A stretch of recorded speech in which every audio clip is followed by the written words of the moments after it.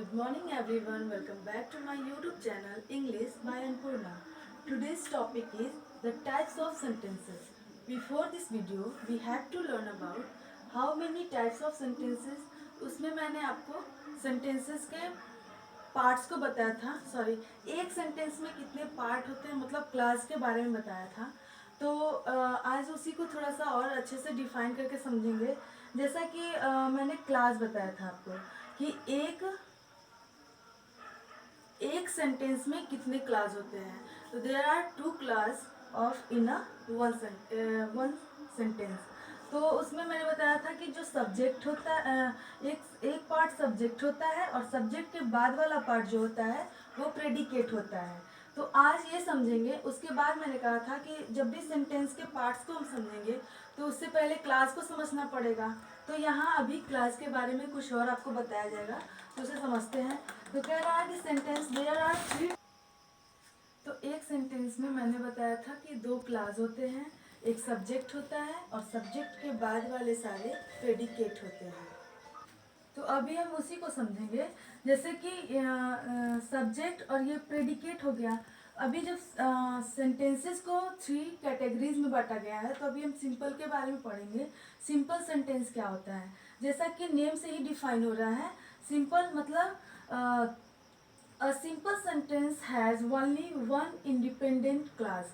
मतलब कि आपको क्लास के बारे में थोड़ा बहुत जो नॉलेज है उससे समझेंगे कि ये जो क्लास होते हैं वो टू टाइप्स के होते हैं। एक इंडिपेंडेंट होता है और एक नॉन इंडिपेंडेंस होता है। जैसे कि अनडिपेंडेंस होता है वो दूसरे पर निर्भर होता है, और एक होता है जो कि स्वतंत्र होता है। तो अभी यहाँ पे केवल सिंपल सेंटेंस के बारे में समझेंगे। Simple sentence has only one independent clause. ये जो सेंटेंस है, he has a pen, he has a pen, ये केवल अपने आप में एक खंड है, एक क्लास है। ये किसी और क्लास पे डिपेंड नहीं है। मतलब कि इसी से एक पूरे सेंस का पता चल रहा है कि ही हैज़ अ पेन, यह एक पेन है, उसके पास एक पेन है। यानी कि पूरा सेंटेंस हमें पता चल गया। ये एक खंड भी है, मतलब इसको एक क्लास भी बोल सकते हैं और एक सेंटेंस भी बोल सकते हैं। अब देखिए इसमें अगर यहाँ से मैं एक और सेंटेंस लिख दूँ या फिर इसके पहले मैं एक कुछ और यहाँ पे ऐड कर दूँ तो इसको ये इंडिपेंडेंट क्लास नहीं कहलाएगा, क्योंकि ये जो होता है वो इस पे डिपेंड हो जाएगा या फिर ये जो पार्ट है वो इस पे डिपेंड हो जाएगा।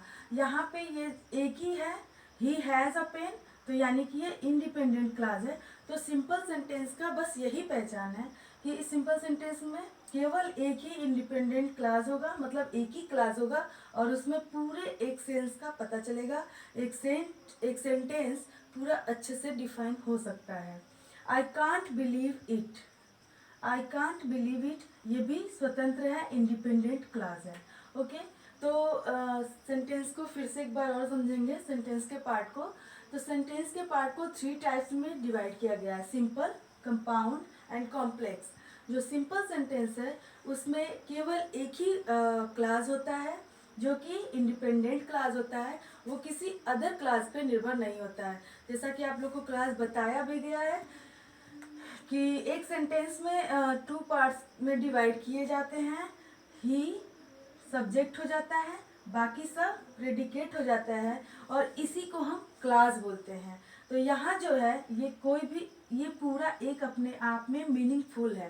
ठीक है, इसका सेंस निकल रहा है।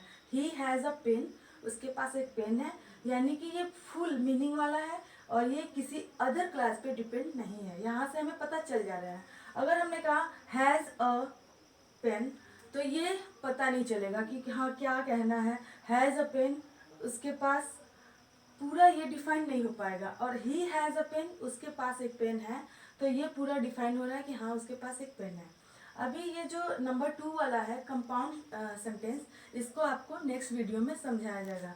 तब तक इतना पढ़ें, ठीक है, समझे। और अगर ना समझ में आया हो तो इस वीडियो को एक बार और रिवाइज करके देखें। एंड तब तक के लिए गुड बाय।